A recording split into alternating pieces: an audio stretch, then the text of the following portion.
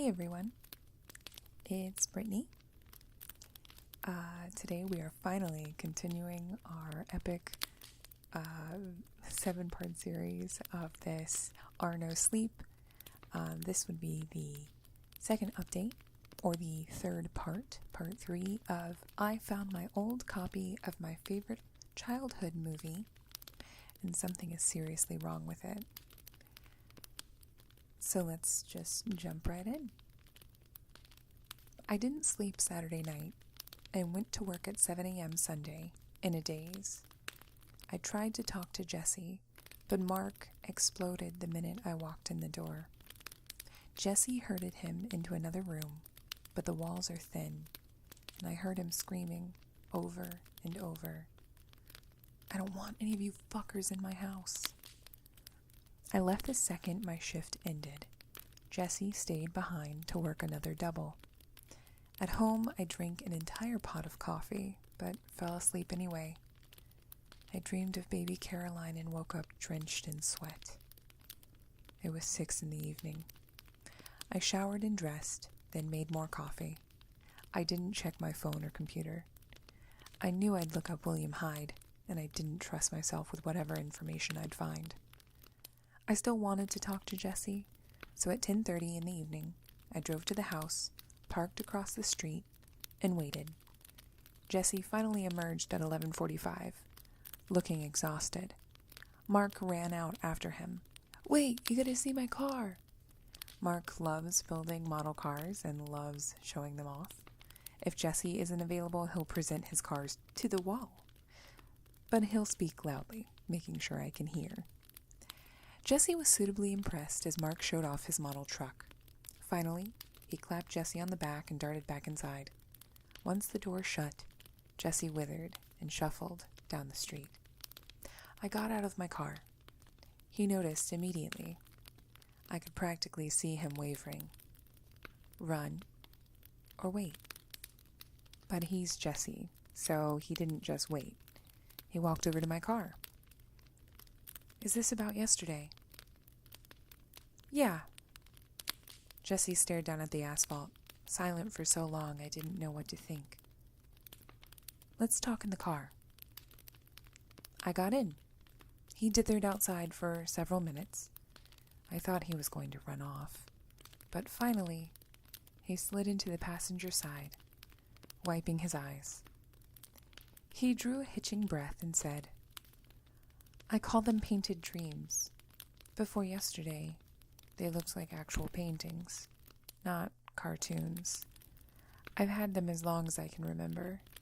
It's not just Caroline, it's pretty much everyone." His voice broke. Dread and suffocating sadness mingled with horror.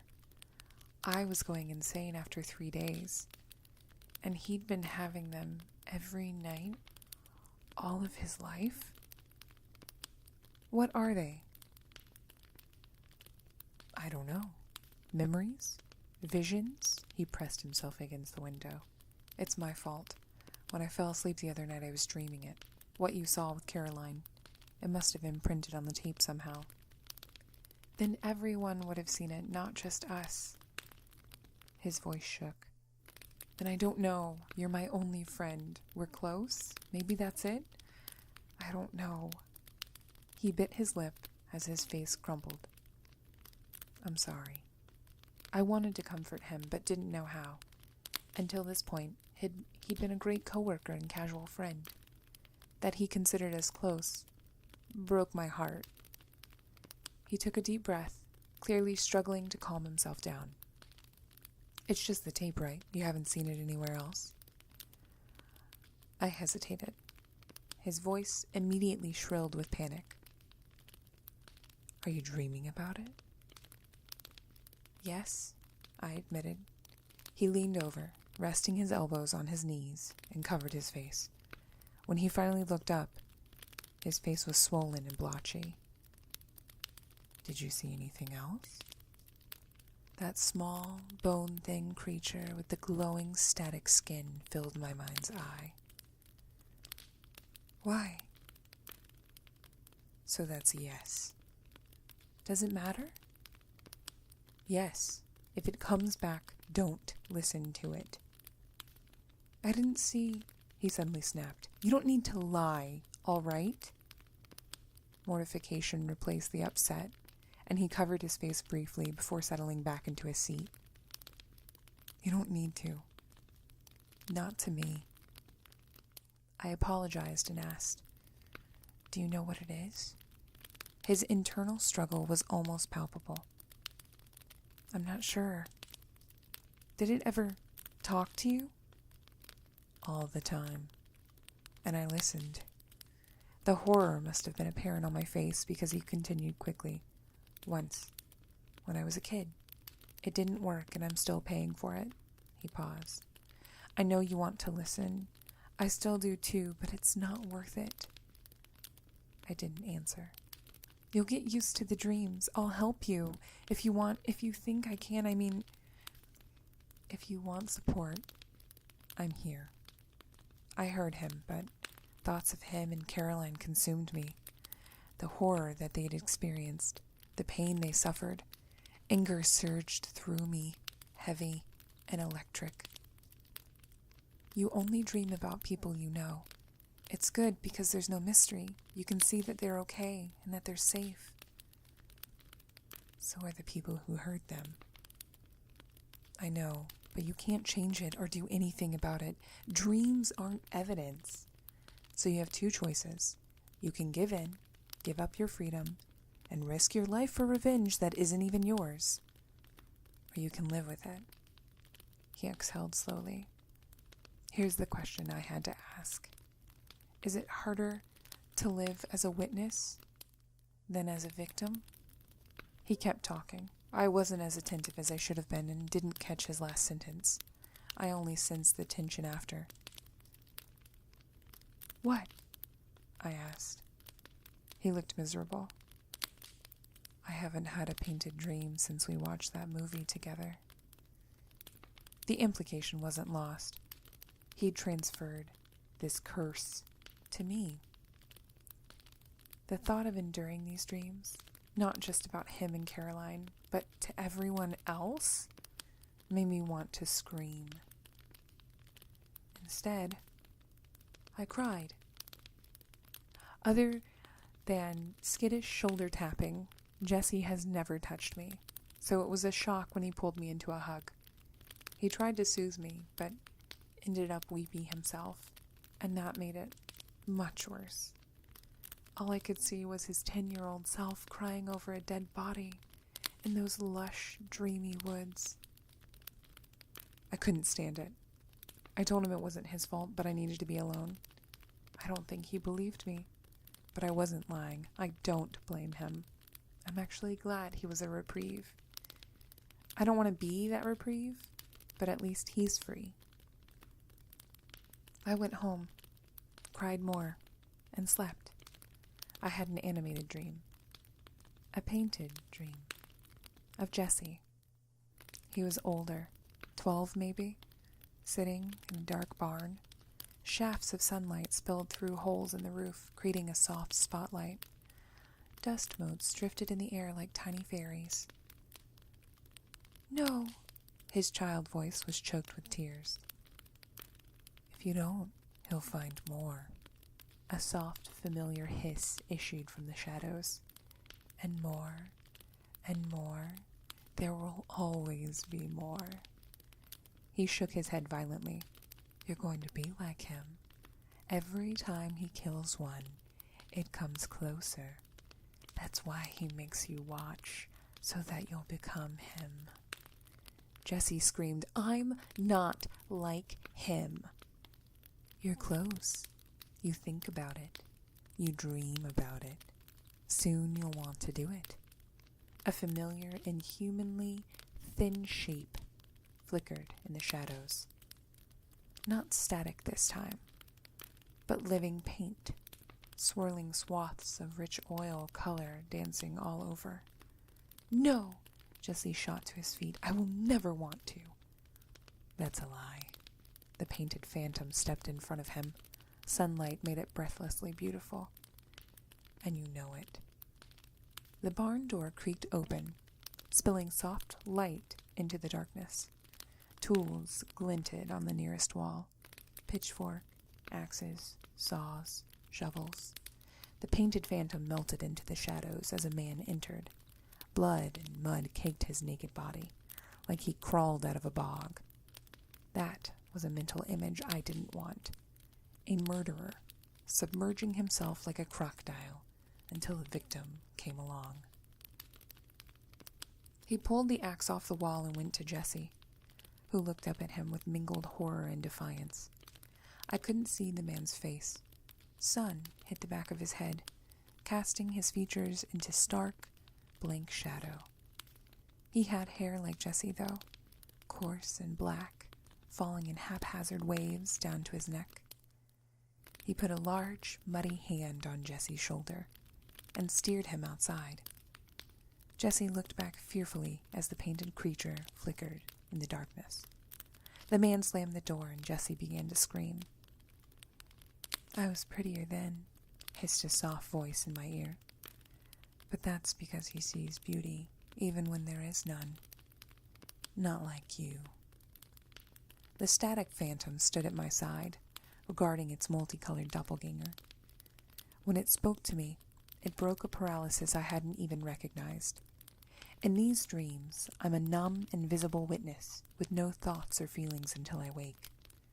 Being dragged into sentience was like being doused in cold, slimy oil. The shock of it almost woke me up, catapulting me to an in-between space. I could see my room, but the barn's colorful walls replaced my own. "Did you listen?" The phantom's faint luminescence caused strange shadows to play across the blankets. "Are you angry?" I didn't find him. My throat was so dry that the words issued in a broken hiss. I didn't try. No one tries at first. So I will show you. I will help you. It began to play with my hair. Small shocks and bursts of static stung my scalp. Sharp fingers dug into my skin and bored delicately into my skull. Then the phantom started to pull. It was both pain and relief, like draining a pressurized wound and pulling the last slimy vestiges of infection from a cavity. It came out in a wet, glittering rope. Blurry images flickered across it. Baby Caroline, then the clown man, and all the hideous things that followed. Finally, with a soft, wet pop and a glorious release of pressure, the root of the rope detached and fell beside me. The specter held the rope up for my inspection. "Your dreams show you where to go. You just have to let them out." It threw the rope across the room. Impossibly, fantastically, the rope spread and stretched, wider than my bed, wider than my room, wider than the barn. It crept up the walls and closed off overhead, forming a tunnel. Every surface, walls, ground, ceiling, played Caroline's horrific abuse. An endless tunnel of cartoon horrors. "Don't be afraid." The static creature touched my shoulder. Electricity snapped and popped. "Be angry. Follow the path you've made." And suddenly, I was angry, enraged. Seeing all these things was horrible, but Jessie was right. I was just a bystander. So how much worse must it be for Caroline? Poor Caroline, abandoned with no family and no one to love her. Caroline who had to endure it and suffer the endless aftermath alone. Fury burned, eclipsing and finally extinguishing fear. I gave in and followed my path.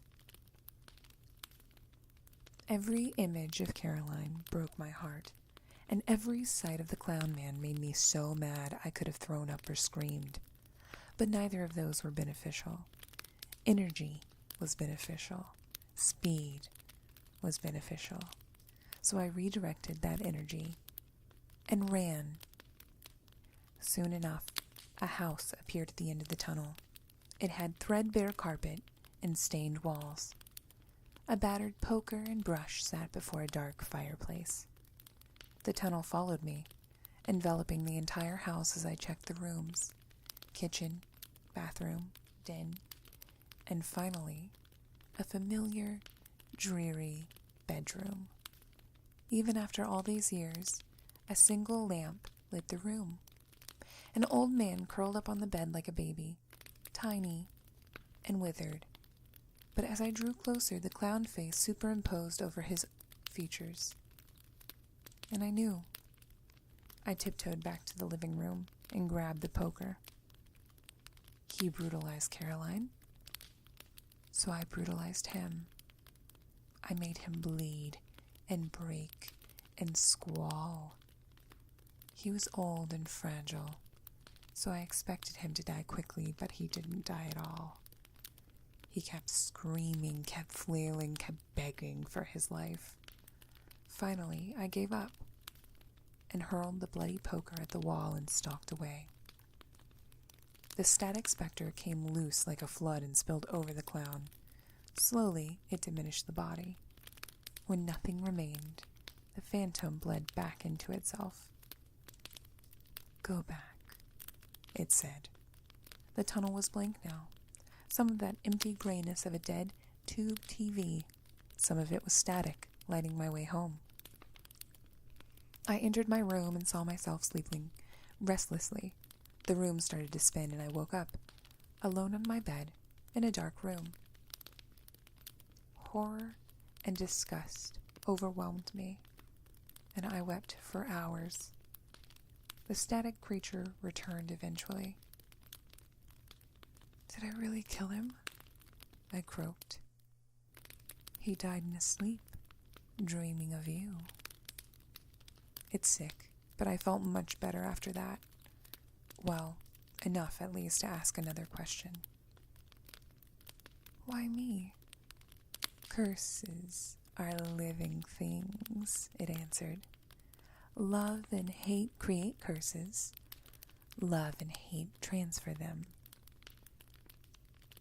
"Who hates me?" "No one, but lonely boys love easily." This made me cry again, long past the point of exhaustion. When I finally finished, the phantom crawled down. "I have another name for you." I wanted to tell it no, but I was too tired, already half asleep. It swept damp hair from my forehead. "Earl Koenig. Now rest." Earl Koenig's name followed me into sleep. When I woke a few hours later, I felt clean, purged, with only the faintest memories of Caroline's abuse. I didn't feel angry. I didn't even feel sad. Just cleansed. I went to work with a little bounce in my step. I wasn't late, but Jesse was already there, working on a model truck with Mark. His warm composure shattered when he saw me. Mark noticed. Fuck. Does this shit always have to fucking ruin everything? He swept the model off the table. Small pieces skittered across the linoleum as he stormed away. We waited in tense, painful silence.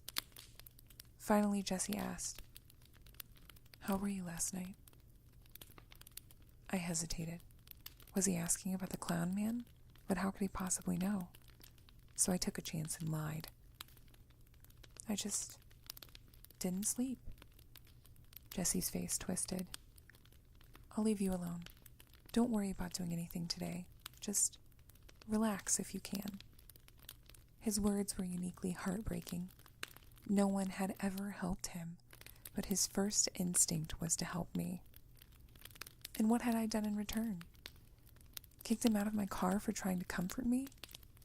So I went over and hugged him. He returned it without hesitation, holding on like I was a life raft. "What the fuck?" Mark stood in the doorway, apoplectic. "Don't fucking do that shit in my fucking house." I stepped away quickly. "It was just a hug," Jesse soothed. We would never disrespect you. And if that made you feel disrespected, we will not do it again. Your house, your rules, 100%. Watching Jesse calm Mark, seeing the empathy and understanding in every movement made my heart hurt. The thought of his past, of his pain, sparked a burning, dangerous pressure in my chest. More anger. It kept building even after Caroline found me. We played Go Fish for hours, with ridiculous cheating on both sides. Watching her silliness, her joy made me happy. But it didn't kill the rage. And that's okay.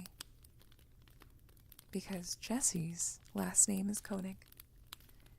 I don't know who Earl is, but I can't wait to meet him. In his dreams or otherwise. And that is part 3 of I Found My Old Copy of my childhood favorite movie, Something is Seriously Wrong with It. Thank you so much for listening. If you have enjoyed this, please give us a thumbs up and be sure to subscribe. If you'd like to see more stuff like this, or you have like a recommendation on what you'd like me to read, leave a comment. Let us know. Thanks so much for listening. Stay spooky. See you next time.